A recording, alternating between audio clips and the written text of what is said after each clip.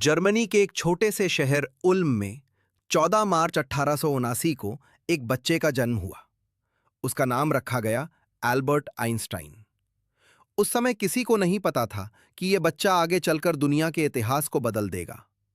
Albert का परिवार बहुत अमीर नहीं था, लेकिन पढ़ाई लिखाई और ज्ञान को बहुत महत्व देता था।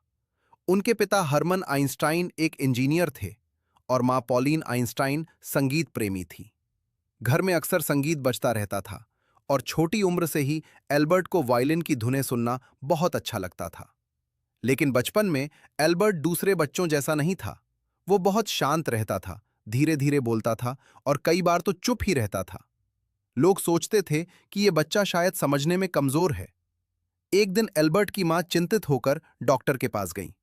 उन्होंने कहा, मेरा बच्चा ठीक से बोलता नहीं, कहीं ये कमजोर तो नहीं? डॉक्टर ने मुस्कुराते हुए कहा, चिंता मत कीजिए, कभी कभी शांत बच्चे बहुत गहरे सोचते हैं। लेकिन स्कूल में हालात और कठिन थे।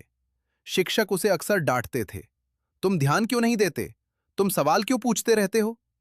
एल्बर्ट को रटकर पढ़ना बिल्कुल पसंद नहीं था। वो हर चीज का कारण जानना चाहता था। उसे लगता था कि अगर कोई बात समझ नहीं आती तो उसे पूछना चाहिए। लेकिन उस समय स्कूल में सवाल पूछना पसंद नहीं किया जाता था। एक दिन एल्बर्ट के पिता ने उसे एक छोटा सा कंपास दिया। अल्बर्ट ने कंपास को हाथ में लिया और सुई को घूमते देखा। वो हैरान हो गया। ये सुई हमेशा एक ही दिशा में क्यों जाती है?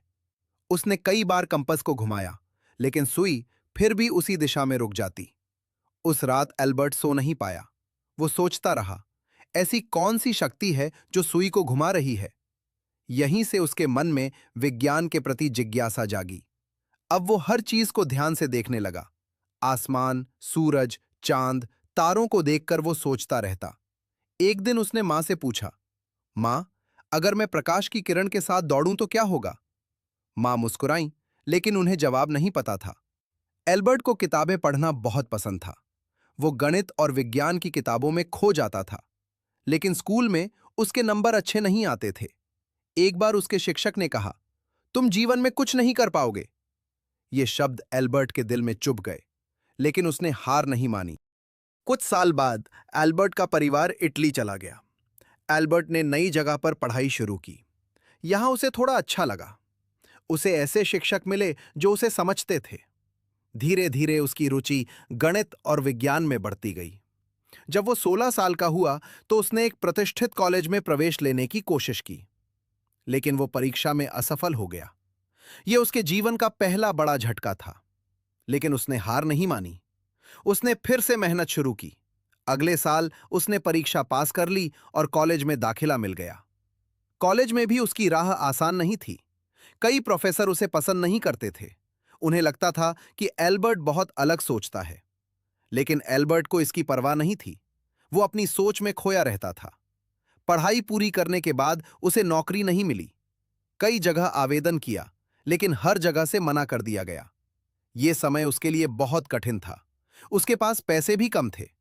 आखिरकार उसे स्विट्जरलैंड के एक पेटेंट ऑफिस में नौकरी मिली। यह नौकरी छोटी थी, लेकिन उसने इसे स्वीकार कर लिया। दिन में वो नौकरी करता और रात में अपने विचारों पर काम करता। वो सोचता रहता, अगर प्रकाश की गति स्थिर है तो समय कैसे बदलेगा? धीरे धीरे उसने अपने विचारों को लिखना शुरू किया। 1905 में उसने 4 महत्वपूर्ण शोध पत्र प्रकाशित किए। ये साल उसके जीवन का सबसे महत्वपूर्ण साल बन गया। इस साल को चमत्कारी वर्ष, मिरेकल ईयर कहा जाता है। उसने बताया, समय और स्थान स्थिर नहीं है, वे बदल सकते हैं। फिर उसने दुनिया को एक अद्भुत समीकरण दिया, E बराबर mc की घात 2। इस समीकरण ने दुनिया बदल दी। इससे पता चला कि ऊर्जा और द्रव्यमान एक दूसरे में बदल सकते हैं। धीरे धीरे दुनिया ने उसे पहचानना शुरू किया। वो एक महान वैज्ञानिक बन गया। 1921 में उसे नोबेल पुरस्कार मिला। अब वो दुनिया भर में प्रसिद्ध हो गया था। लेकिन प्रसिद्धि के बाद भी वो बहुत सरल इंसान रहा। वो सादा कपड़े पहनता था। उसे दिखावा पसंद नहीं था। एक बार किसी ने उससे पूछा, आप इतने महान वैज्ञानिक हैं, फिर भी इतने सरल क्यों? आइंस्टाइन ने मुस्कुराकर कहा, ज्ञान विनम्र बनाता है। आइंस्टाइन बच्चों से बहुत प्यार करते थे। वो कहते थे, कल्पना शक्ति ज्ञान से ज्यादा महत्वपूर्ण है। जब जर्मनी में युद्ध का माहौल बना तो आइंस्टाइन अमेरिका चले गए। उन्होंने दुनिया को शांति का संदेश दिया। वो युद्ध के खिलाफ थे। जीवन के अंतिम दिनों तक वो विज्ञान और मानवता के लिए काम करते रहे। 18 अप्रैल 1955 को महान वैज्ञानिक एल्बर्ट आइंस्टाइन ने दुनिया को अलविदा कह दिया। लेकिन उनके विचार आज भी जीवित हैं। उनकी कहानी हमें सिखाती है, धीमे होने का मतलब कमजोर होना नहीं। सवाल पूछना महानता की शुरुआत है। असफलता सफलता का रास्ता बनाती है। मेहनत और जिज्ञासा से कुछ भी संभव है। आज दुनिया उन्हें महान वैज्ञानिक के रूप में याद करती है।